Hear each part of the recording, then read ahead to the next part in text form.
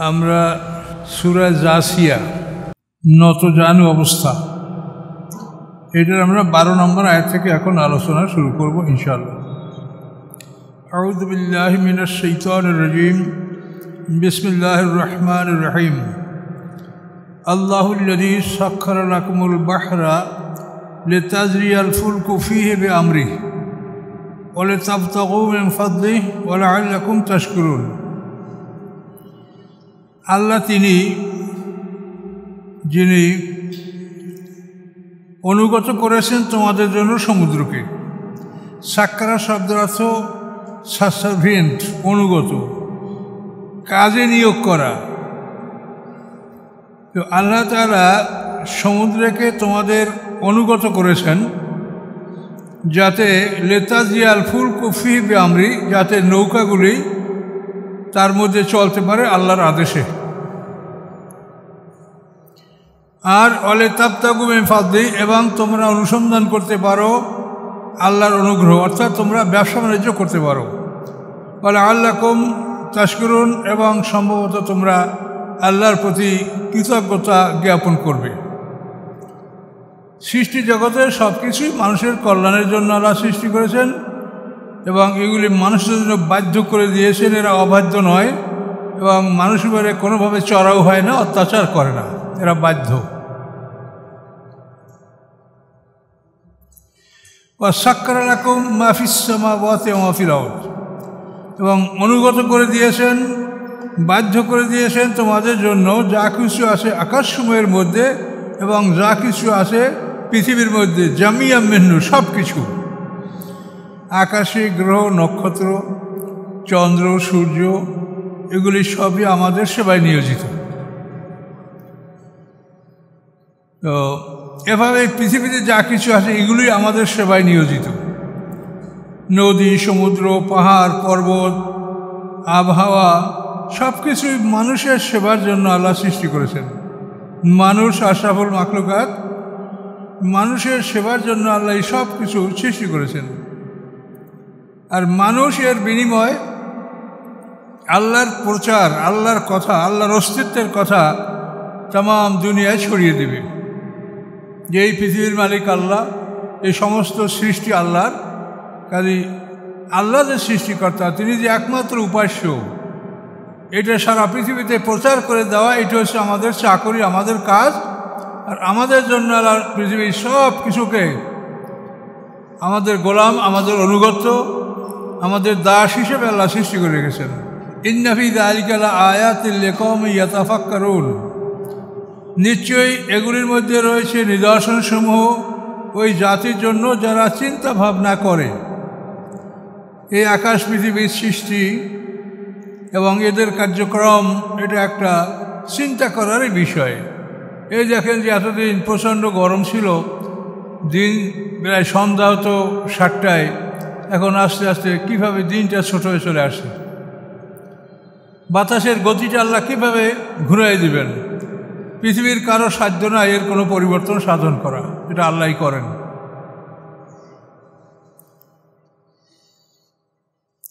কুল লিল্লাযীনা আমানু, হে রাসূল আপনি তাদেরকে বলেন যারা ঈমানদার, ইয়াগফিরু লিল্লাযীনা, তারা যেন ক্ষমা করে দেয় তাদেরকে, লা ইয়ারজুনা আইয়াম আল্লাহ, যারা আল্লাহর মহাদিবসগুলি ভয় করে না। আল্লাহর মহাদিবস যেগুলি অতীতে গেছে, এখনও হতে পারে, আসবে আবার হয়তো। এই মহাদিবসগুলি যারা ভয় করে না, আল্লাহ মোমেনদের বলছেন মোমেনরা যেন তাদেরকে ক্ষমা করে দেয়। তার কারণ তাদের জন্য আল্লাহর নির্ধারিত শাস্তি এইটাই খুব বড় শাস্তি। কাজেই তোমাদেরকে কষ্ট দিয়েছে, জুলুম করেছে, অত্যাচার করেছে, এজন্য তোমরা তাদেরকে ক্ষমা করে দাও। শাস্তি আল্লাহ দিবেন, এবং এই ক্ষমার বিনিময়ে আমরা পাবো আল্লাহর কাছে মর্যাদা, সম্মান।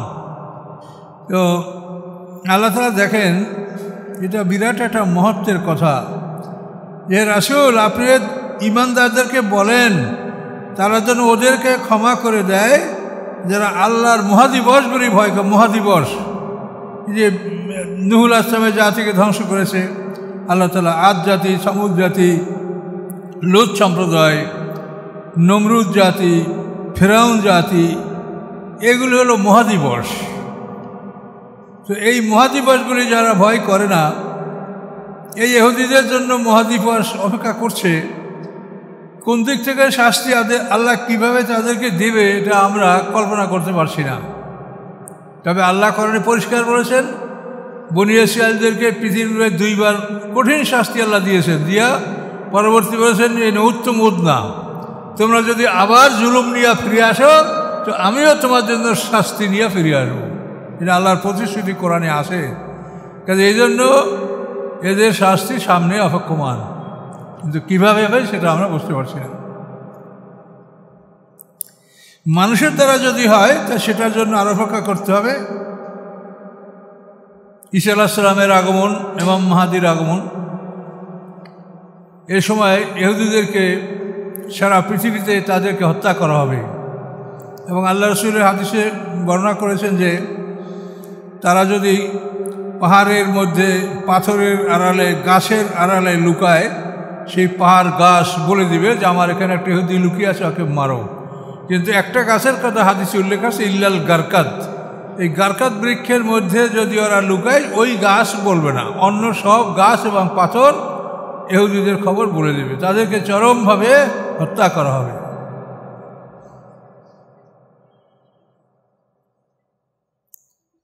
লিয়াজিয়া কওমান বিমা কানু ইয়াকসিবুন, যাতে আল্লাহ তাআলা প্রতিদান দিতে পারেন ওই জাতিকে ওই সব কিছু যা তারা উপার্জন করেছে। কাজে তাদের উপার্জনের প্রতিদানটা আল্লাহই পুরোপুরি দিবেন। কাজে মুমিনরা যেন তাদেরকে ক্ষমা করে দেয়, এটা আল্লাহ তাআলা মুমিনদেরকে বলেছেন।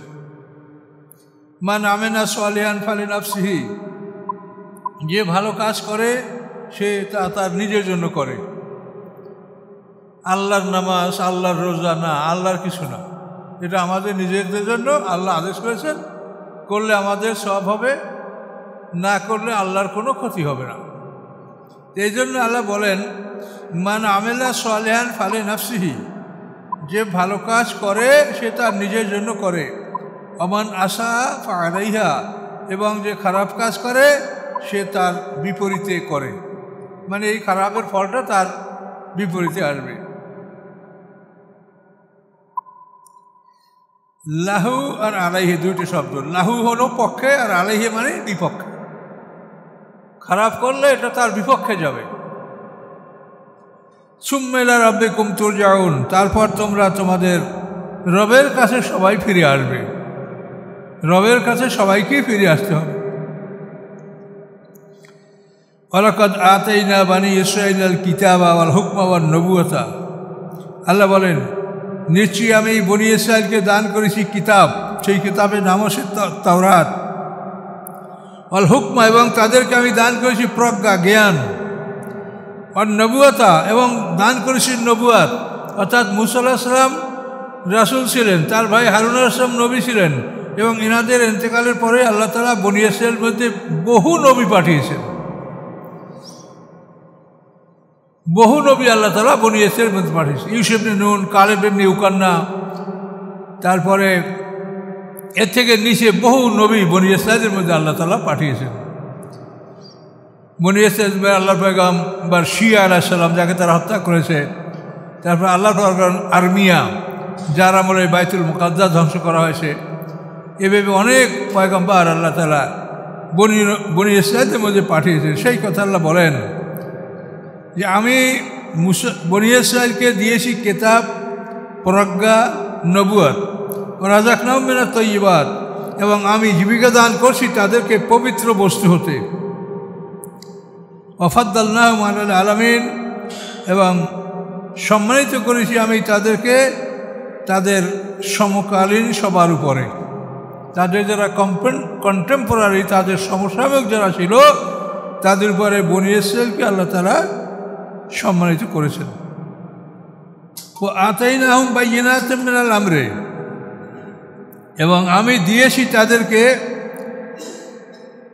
আদেশের স্পষ্ট বিবরণ, মানে আমি তাদেরকে যে আদেশটা দিয়েছি এটা বাইয়িনাত, উজ্জ্বল প্রমাণ, স্পষ্ট দলিল, এটা কোনো অস্পষ্টতা আমি রাখিনি। এবং আমি তাদেরকে উজ্জ্বল প্রমাণ সহ আমল নামা কার্যবিধি আমি তাদেরকে দান করেছি। ফামাখতালাফু ইল্লা মিন বা'দি মা জাআহুমুল ইলমু বাগিয়াম বাইনহুম, মতভেদ করে নাই তারা ব্যতীত যে এসেছে তাদের কাছে জ্ঞান, বাগিয়াম বাইনহুম আপোষে বিদ্রোহবশত। জ্ঞান না থাকার কারণে যদি ভুল করে বা মতভেদ করে সেটা ক্ষমার যোগ্য, যে আমি এইটা বুঝেছি আপনি ওইটা বুঝেছি এটা বলছেন, কিন্তু বোঝা শোনার পরেও যদি মতভেদ করে এটা ক্ষমার যোগ্য না। আল্লাহ বলেন বাগিয়াম বাইনহুম, বিদ্রোহবশত। এটা আমাদের উম্মতে মুহাম্মাদীদেরকেও আল্লাহ এই একই কথা বলেছেন,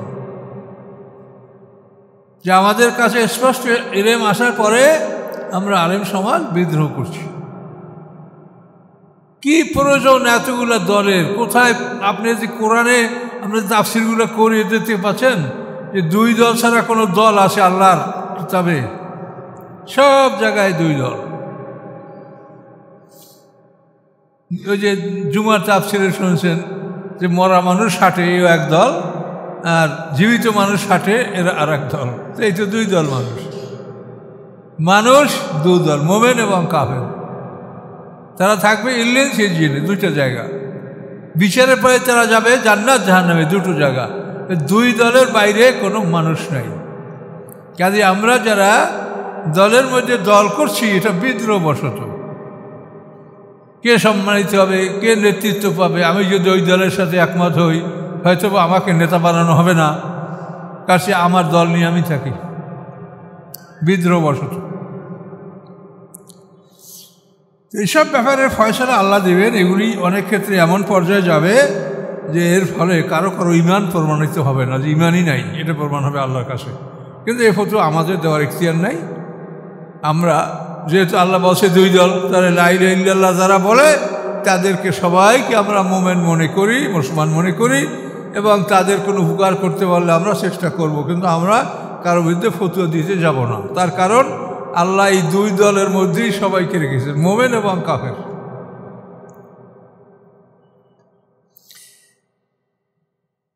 ইন্না রাব্বাকা ইয়াকজি বাইনহুম ইয়াওমাল কিয়ামা, নিশ্চয়ই আপনার রব ফয়সালা করবেন তাদের মাঝে কিয়ামতের দিন। ফিমা কানু ফিহি ইয়াখতালিফুন, যে বিষয়গুলির মধ্যে তারা মতভেদ করতেছিল, এই মতভেদের বিষয়গুলি আল্লাহ পরকালে আমাদের বিচার করবেন। 50,000 বছরের সমান একটা দিনে আল্লাহ বিচার করবেন। সমস্ত বিষয় চুলচেরা হিসাব নিকাশ করে আল্লাহ বিচার করবেন। আল্লাহ বলেন সুম্মা জাআলনাকা আলা শারিয়াতিন মিনাল আমরি ফাত্তাবি'হা। এই বনী ইসরাঈলদের পরে আল্লাহ বললেন, বনী ইসরাঈলদের নবুয়ত হলো ঈসা আলাইহিস সালাম পর্যন্ত। ইউসুফ আলাইহিস সালাম থেকে আরম্ভ করে ঈসা আলাইহিস সালাম পর্যন্ত হলো বনী ইসরাঈলদের নবুয়তের ধারাবাহিকতা সিলসিলা।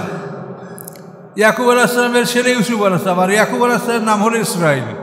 ওনার সন্তানদেরকে বলা হয় বনী ইসরাঈল। কিন্তু বনী ইসরাঈল নবীদের সূচনা হলো ইউসুফ আলাইহিস সালাম, আর সমাপ্ত হলো ঈসা আলাইহিস সালাম। এর মধ্যে সব পয়গম্বর বনী ইসরাঈল, এবং তাদের আবাসভূমি ছিল পৃথিবীর উত্তর অঞ্চল, সিরিয়া, বাইতুল মুকাদ্দাস, এইসব অঞ্চল। সিরিয়া, মিশর, বাইতুল মুকাদ্দাস, এইসব অঞ্চল। আল্লাহ বলেন সুম্মা জাআলনাকা আলা শারিয়াতিন মিনাল আমরি ফাত্তাবি'হা। অতঃপর, অর্থাৎ এই বনী ইসরাঈলদের পরে করেছি আপনাকে আমি, হে মুহাম্মদ সাল্লাল্লাহু আলাইহি ওয়াসাল্লাম, আলা শারিয়াতিন মিনাল আমর, একটা শরীয়তের আদেশের উপরে। শরীয়ত হলো প্রশস্ত রাস্তা, এবং এই প্রশস্ত রাস্তার মধ্যে যে আদেশগুলি আছে এই আদেশগুলির পরে আমি আপনাকে প্রতিষ্ঠিত করেছি।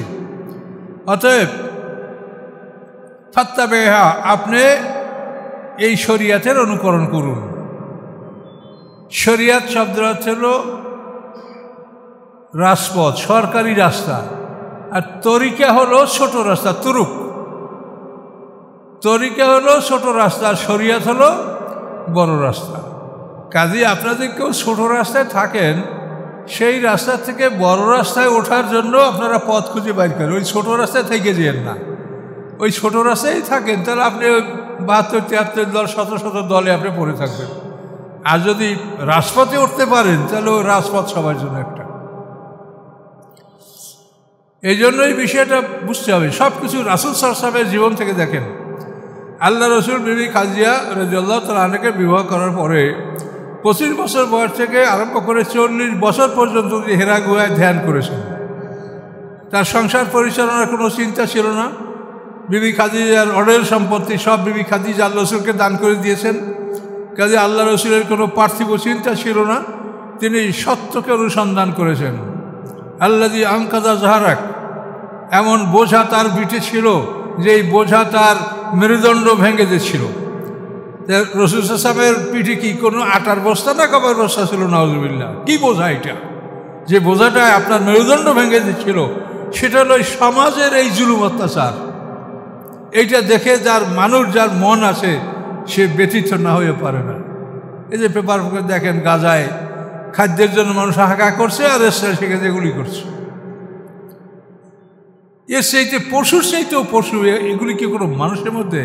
আবার মুসলমানরা গোপনে গোপনে সেই ইসরায়েলের পক্ষে। আল্লাহ সাহায্য কাকে করবে বলেন? কাজে এই মুখোশ সব উন্মুক্ত হবে।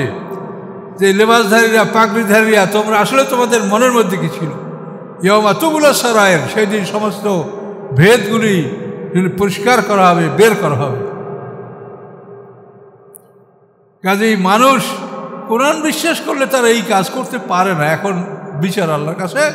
আমরা বলবো না যে তারা কাফের, আমরা বলবো আপনারা কলমা পড়েন মুসলমান, কিন্তু বিচারে আপনারা পাশ করবেন না ফেল করবেন সেটা আল্লাহর ব্যাপার। মোমেন হইলেই কি আল্লাহ তাকে পাশ করাবেন? কাদ আফলাহাল মুমিনুন, মোমেন মধ্যে পাশ করবে কারা কারা তা বলছে না? ওখানে 8টা শর্ত দিয়েছে, এগুলি হইলে তুমি পাশ করবে। শুধু নামাজে তোমার কাজ হবে না, সেখানে 17টা পয়েন্ট উল্লেখ করছে আল্লাহ। লাইসাল বিররা আন তুওয়াল্লু উজুহাকুম কিবালাল মাশরিকি ওয়াল মাগরিবি, সূরা বাকারার 177 নম্বর আয়াতে, যে শুধু তোমার পূর্ব পশ্চিমে মুখ ফিরে তুমি নামাজ পড়ে তোমার যথেষ্ট নয়, ওয়ালাকিন্নাল বিররা মান আমানা বিল্লাহি ওয়াল ইয়াউমিল আখিরে, এখানে 17টা পয়েন্ট আল্লাহ উল্লেখ করছে। এগুলি করতে হবে তোমাকে। আর আমরা তো শুধু নামাজ দিয়েই দুনিয়া, আখিরাত, পরশুরাত, জান্নাত পর্যন্ত একবারে পৌঁছেই দিচ্ছি। এগুলি কাল্পনিক কথা, এগুলি আল্লাহ কোথাও বলেন নাই। আল্লাহ সারা কোরআনে বলেন নাই যে একটা আমলে তুমি জান্নাতে যাবে। সব জায়গায় বলছে কি আমিলুস সলিহাত। এই সলিহাত শব্দটা কি 1 বছর না বহু বছর? বহু বছর। তো এই সলিহাত, ইন্নাল্লাযিনা আমানু ওয়া আমিলুস সলিহাত, যারা ঈমান এনেছে সমস্ত কর্মগুলি সম্পাদন করেছে, তাদের জন্য জান্নাত। আর আপনারা একটা আমল দ্বারা মানুষকে জান্নাতে পৌঁছে দিচ্ছেন, মানুষকে ফাঁকি দিচ্ছেন।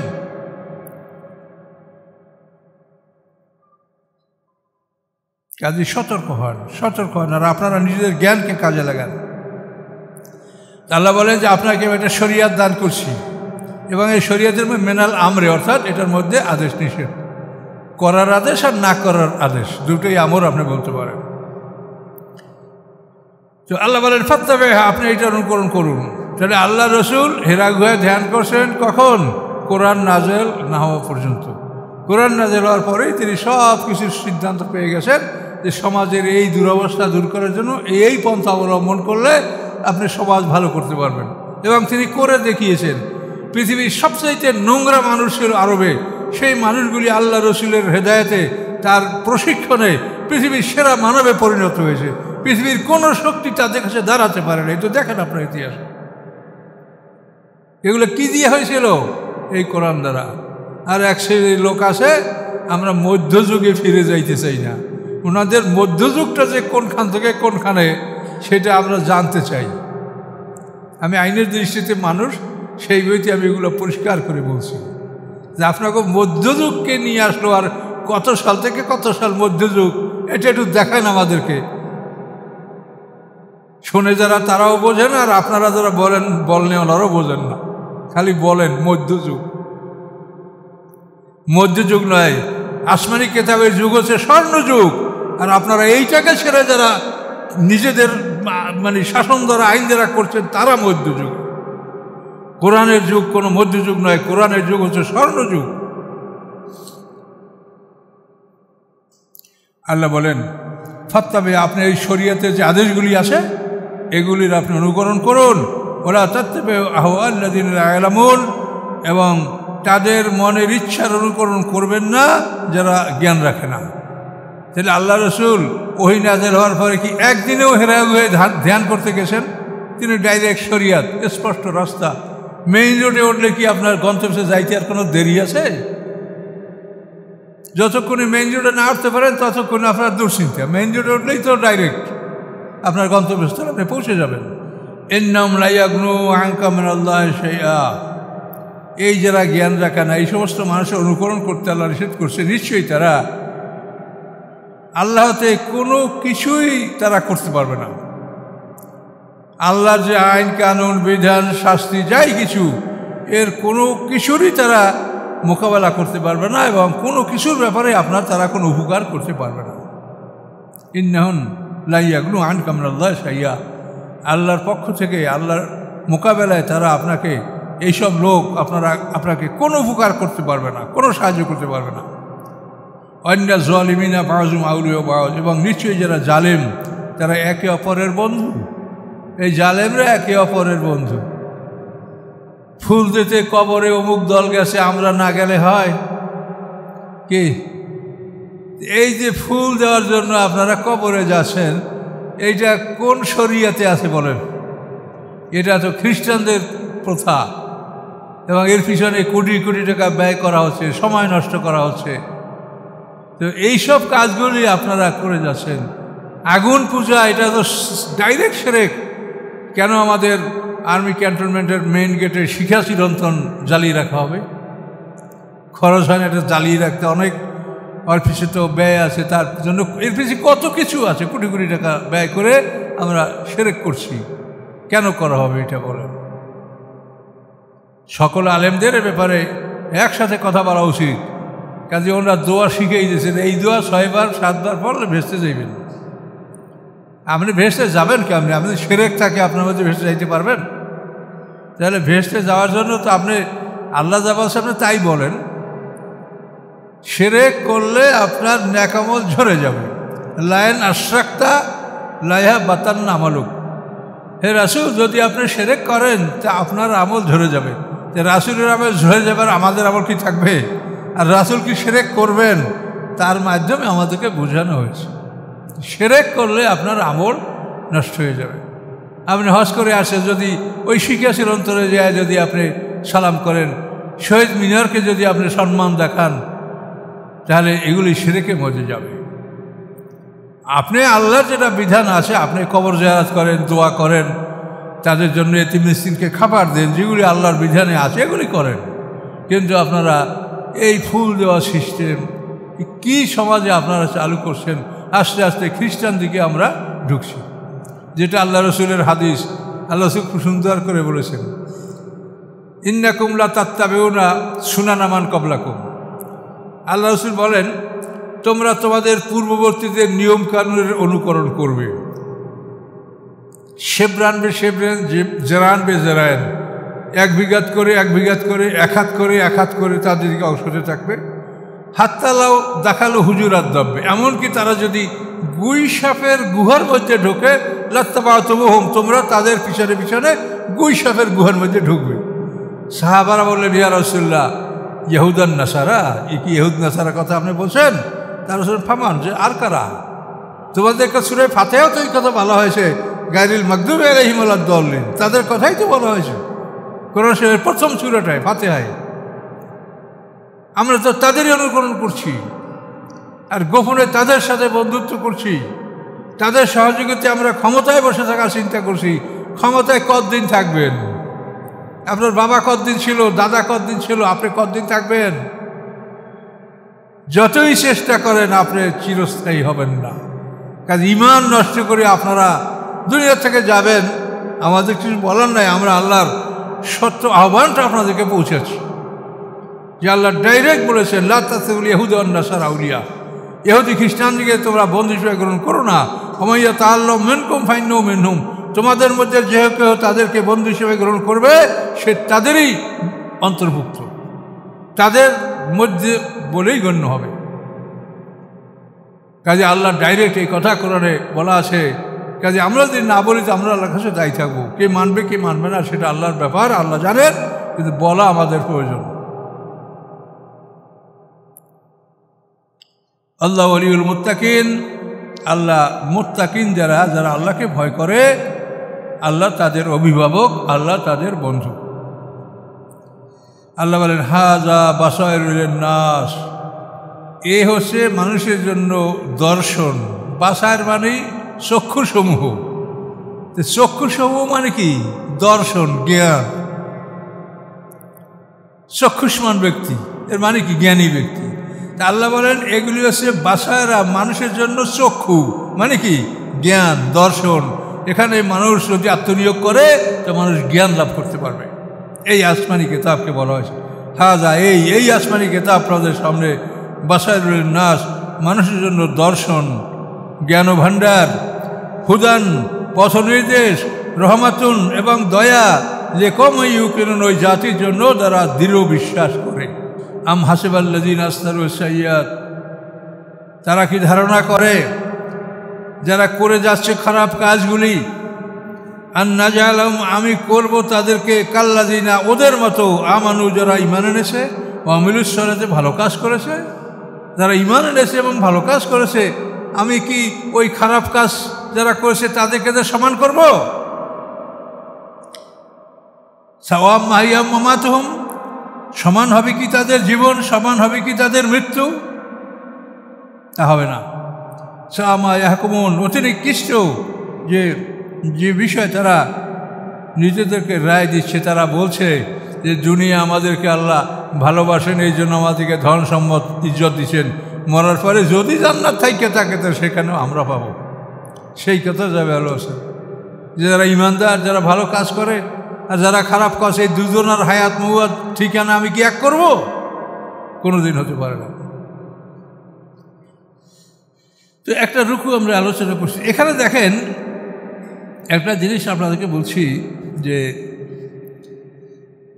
আমরা মৃত্যুর পরে কোথায় কে যাব, এটা কিন্তু পৃথিবীতে মরার আগেই এটা সিদ্ধান্ত আল্লাহ করে দেন। কোরআন পাকে আমরা বহুবার পড়ি, কিন্তু তারপরও বুঝি না। হঠাৎ আল্লাহ যখন বুঝ দেয়, আল্লাহ বুঝতে দেয়, তখন আমরা বুঝি। মানুষের জান কবজ করার ফেরেশতা হলো দুই দল। একটা ডাইরেক্ট কোরআন, অন নাজিয়াতে গারকা, অন নাশেতাতে নাশতা। নাজিয়াত মানে যারা সজোরে টানে, মানে মানুষের দেহের মধ্যে ডুব দিয়া প্রত্যেকটা লোমকূপের গোড়ার থেকে প্রাণটাকে জোরে টাইনা মুখের কাছে যারা নিয়ে আসে, এই ফেরেশতাকে বলা হয় নাজিয়াত। গারাকা শব্দের মতো ডুব দেওয়া। এটা তাফসিরে বলা আছে যে এই ফেরেশতারা, এই নাজিয়াত ফেরেশতারা যারা সজোরে টেনে প্রাণ বার করে, তারা যখন ওই মৃত ব্যক্তি যার জান কবজ করবে তার কাছে আসে, তখন বলে এই নফসে খবিসা বের হও, তখন বের হয় না। ওরা বুঝতে পারে যে এখন আমার সময় শেষ। তখন খালি আল্লাহকে ডাকে, আল্লাহ আমারে ফিরিয়ে দেন, আমি আর করব না, আমি ভালো করব। এভাবে অনুরোধে বিনয় তারা করতে থাকে। লাল্লিয়া আমালু সালিহান ফিমা তারাক্তু, এরা তারা বলতে থাকে। কিন্তু তাদের কি আর সময় আছে? তখন এই ফেরেশতারা দুই দলে ভাগ হইয়া, একদল তার দেহের মধ্যে ডুব দিয়া প্রাণটা লোমকূপের গোড়ার থেকে প্রত্যেক নখের গোড়াতে টাইনিয়া মুখের কাছে নিয়ে আসে, আর একদল বাইরে থেকে তাদেরকে পিটাইতে থাকে। ফাঁকা ইফা এজা তফাতমুল মালাইকাত ইয়াদ্রিবুনা উজুহাহুম ওয়া আদবারহুম, কি অবস্থাটা হবে ফেরেশতারা যখন তাদের জীবন সংগ্রহ করবে, তাদের মৃত্যু কার্যকরী করবে, তখন তারা ইয়াদ্রিবুনা, পিটাবে, মুখমণ্ডলে এবং পিঠের উপরে। ইয়াদ্রিবুনা উজুহাহুম ওয়া আদবারহুম, মুখমণ্ডলে পিঠে পিটাবে। সরাসরি কোরআনের কথা, কোনো তাফসীর না। তাহলে এই নাজিয়াত ফেরেশতা যারা, তারা এটা করবে। আর আরেক দল ফেরেশতা হলো নাশেতাত, যারা মৃদুভাবে বন্ধন খুলে দেয়। তাহলে এখন এই ফেরেশতাদেরকে আল্লাহ তাআলা পাঠাবে। কোরআন পাক আল্লাহ বলেন সূরা মুমিনুন 100 নম্বর আয়াতে, হাত্তা ইজা জাহাদামুল মাউত তাওয়াফাতহু রুসুলুনা, তাদের কারো কাছে যখন মৃত্যু আসে তখন আমার রাসূলগণ, রাসূল মানে ফেরেশতা, একে রাসূল বলা হয়েছে যে এরা আদেশনামা নিয়ে আল্লাহর কাছ থেকে জান কবজ করে। কীভাবে আল্লাহ আদেশ দেন সেভাবে করবে। তো এখন আল্লাহর আদেশ মোতাবেক তারা করবে। অহম লা ইউফাররিতুন, তারা কোনো ত্রুটি করবে না। তাহলে এখন দুনিয়াতে মৃত্যুর আগেই সিদ্ধান্ত হচ্ছে যে জান কবজ কি আপনাকে নাজিয়াত ফেরেশতায় করবে না নাশেতাত ফেরেশতায় করবে। দুটো শব্দই তো সূরা নাজিয়াতের ওই প্রথম আয়াতেই দেখেন দুইটি শব্দ। তাহলে যারা কাফের অর্থাৎ যারা সিজ্জিনে যাবে তাদের জান কবজ করবে নাজিয়াত ফেরেশতায়, আর যারা ইল্লিনে যাবে তাদের জান কবজ করবে নাশেতাত। সূরা নাজিয়াত পড়ে আম্মা সূরার দ্বিতীয় সূরাটা, এটা 30 সূরার 2 নম্বর সূরা। আর নাজিয়াতে কারকা, নাশেতাতে নাশতা, সাবহিয়াতে সাবহা, ওটা দেখেন করে দেখেন। তাহলে এখন দেখেন মৃত্যুর আগেই সিদ্ধান্ত হয়ে যাচ্ছে যে এর জান কবজ কে করবে, নাজিয়াত ফেরেশতায় করবে না নাশেতাত ফেরেশতায় করবে। তো ওখানে তাওফাতু রুসুল, আল্লাহ বলেন আমার রাসূল তাদের প্রাণ সংহার করবে। অহম লা ইউফারিতুন, কোনো ত্রুটি তারা করবে না। তাহলে আপনি এখানেই আপনি নিশ্চিত যে মৃত্যুর আগেই জান কবজ করার সময় আল্লাহ সিদ্ধান্ত করে ফেরেশতা পাঠাচ্ছেন যে নাজিয়াতে জান কবজ করবে। যদি নাজিয়াত ফেরেশতায় করে তো যাবে সিজ্জিনে, আর যদি নাশেতাত ফেরেশতায় জান কবজ করে তো যাবে ইল্লিনে। যেটা তো ভাগ করাই হয়ে গেল। এভাবে ভাগ করে তারা জান কবজ করবে, এরাই ইল্লিন সিজ্জিনে রূহ পৌঁছাই দেবে। কিন্তু আপনারা এর মাঝখানে যে ফাংশনগুলোর কথা বলেন এ তো কোরআনের ধারে কাছেও নাই। এগুলো কোথার থেকে মানুষের মধ্যে এমন এগুলো বিশ্বাস করছে, মানুষ এগুলোর মধ্যে কথা বললে মনে হয় তাদের মাথা খারাপ হয়ে যাচ্ছে। মানে এমনভাবে এগুলো বিশ্বাস করছে যে এগুলোর বাইরে কোনো কথা তারা শুনতেই চায় না। আপনি এই যে কোরআন ডাইরেক্ট, এতে কোনো দুর্বলতা আছে যে 2 দল ফেরেশতা, এক হলো নাজিয়াত। তো এখন নাজিয়াতকে আগে বলছে, আমি বলছি না আপনাদেরকে যে কোরআনে যদি 2টা জিনিস বলা হয় একাত্রে, তো প্রথম যেটা ওইটা দল বড়। তাহলে নাজিয়াত, এই নাজিয়াত মানে যারা সজোরে টানবে এই ফেরেশতা জান কবজ করবে বেশি লোককে, এই জন্য নাজিয়াতটাকে আগে আনা হয়েছে আল্লাহ, আর নাশেতাত কম। তাহলে সিজ্জিনে যাবে অধিকাংশ আর ইল্লিনে যাবে কম, এবং এটা দুনিয়াতে জান কবজের আগেই ভাগ করে এটা সিদ্ধান্ত করে দেওয়া হয়েছে। কিন্তু আমরা এক শ্রেণীর আলেম ওলামা, আমাদের মুরব্বীরাও এগুলো খেয়াল করেন নাই। আমরা মন কান্নে কির বাইর করছি। কোথায় আছে মন কান্নে কির? কোরআনে আছে? কোথাও আছে? এবং এই কথা বাইর করি আমরা কি করছি, এই মানুষটা এই মরলো, আবার এই মরার সাথে সাথে জীবিত করলো, তাহলে মরলো কি জন্য? এবং সম্পূর্ণ কোরআনের খেলাফ। কোরআন যেখানে মানুষের 2টা জীবন 2টা মরণ স্পষ্টভাবে আল্লাহ বলেছেন, যদি মন কান্নে কি মানুষকে জীবিত করে তাহলে 3টা জীবন হয়ে যায়, 3টা মরণ হয়। যেটা সম্পূর্ণ কোরআনের খেলাফ। আর কোনো ফেরেশতায় মানুষকে জীবিত করতে পারে এই আকীদা রাখা শিরক। আল্লাহ ছাড়া ওয়া ইউহয়ী ওয়া ইউমীত, কোরআনে বহুবার আল্লাহ এই কথা বলেছেন যে মৃত্যু দান করেন আল্লাহ, জীবন দান করেন আল্লাহ। এই জীবন মৃত্যু কোনো ফেরেশতার হাতে এই ক্ষমতা নাই। জিবরাইল, মিকাইল, আজরাইল, ইসরাফিল এইসব ফেরেশতা তো জীবন মৃত্যুর মালিক না। আজরাইলকে মৃত্যুর জন্য বানায়, সে মৃত্যু করতে পারে, তো জীবন দানের কোনো তো ফেরেশতা নাই। কাজে এই জিনিসগুলা এগুলো আমাদের মধ্যে ইহুদি খ্রিস্টানরা অতি কৌশলে ঢুকেছে। আর আমাদের মুরব্বী ওলামায়ে কেরাম তারা হাদিসের নাম শোনার পরেই তারা ভীত হয়ে গেছেন যে এর বাইরে কিছু আমরা করব না, মানে অর্থাৎ তারা এই চিন্তাটা করতে পারে নাই। যে চোর সে তাহাজ্জুদ নামাজ পড়ে গোসল করে তাকে মনে করে চোর, আর যে তাহাজ্জুদ নামাজ পড়ছে যে চোর সারাই চুরি করে গোসল করে মনে করে যে ও তাহাজ্জুদ নামাজ পড়ছে।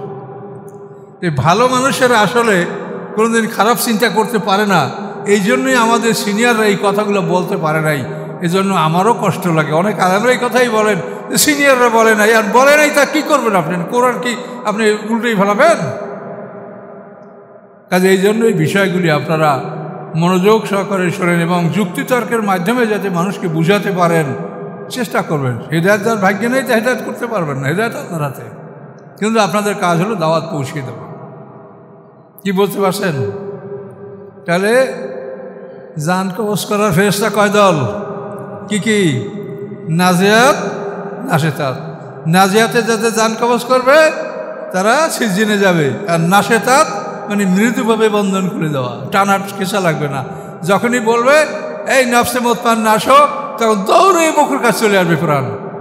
তখন আজরাইল না আসা পর্যন্ত এই বন্ধন অন্য ফেরেশতারা খুলতে পারবে না। আজরাইল বন্ধন খুলে দেবে, আনন্দ সহকারে এই মানে প্রাণটা বাইর হইয়া তাদের সামনে হাজির হবে। তখন ফেরেশতারা অতি যত্নে মানে জান্নাতের বর্তন, জান্নাতের আসবাবপত্র একে তাদেরকে তুলে ইল্লিনে ফেরেশতারা আনন্দ সহকারে নিয়ে যাবে, আর ওদেরকে নেবে সিজ্জিনে। ইল্লিন এবং সিজ্জিন সম্পর্কে আমরা কিছু জানি না। এটার নাম হলো বরজাক, আলামে বরজাক। তো তাফসীরকার খাজা বলেন, যা অনেক ঘাটাঘাটি করে আমরা যা বুঝতে পারছি, তাতে আমরা এতটুকু বুঝি যে ইল্লিন সিজ্জিনটা এটা বরজাকের মধ্যে। এটা আকাশের উপরেও না, নিচেও না। কেননা আকাশের উপরে আপনি অন্ধ মানুষকে বলতে পারেন আকাশের উপরে, একজন জ্ঞানীকে বলতে পারবেন আকাশের উপরে আর নিচে। একজন জ্ঞানী জানে এই যে পৃথিবী এখান থেকে বোরিং করিয়া ওই পাশে উঠলে দেখে এই আকাশই দেখতে পাবে। তা আকাশটা পৃথিবীর চতুর্দিকে, আকাশটা তো পৃথিবীর একদিকে না, চতুর্দিকে। তা আপনি নিচ পাবেনটা কোথায় করেন? কাজে এই জন্য 7 তবক আসমানের উপরে ইল্লিন আর 7 তবক সিজিন, এইটা হলো আলেমদের কথা। আমরা ওটা না বুঝে বলছি।